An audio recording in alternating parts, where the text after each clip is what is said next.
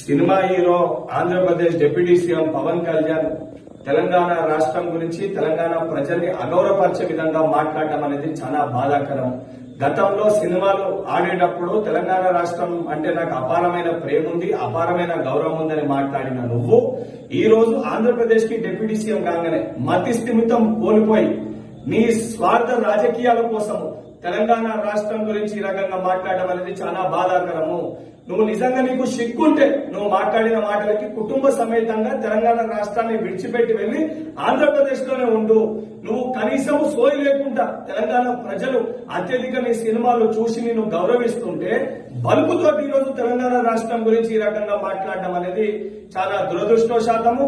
నువ్వు ఇదే రకంగా నీ వైఖరికి నువ్వు తెలంగాణ ప్రజలకి తెలంగాణ రాష్ట్రంలో ఉన్న ప్రతి ఒక్కరికి క్షమాపణ చెప్పకపోతే తెలంగాణ రాష్ట్రంలో నీ సినిమాలు ఆడనివ్వము.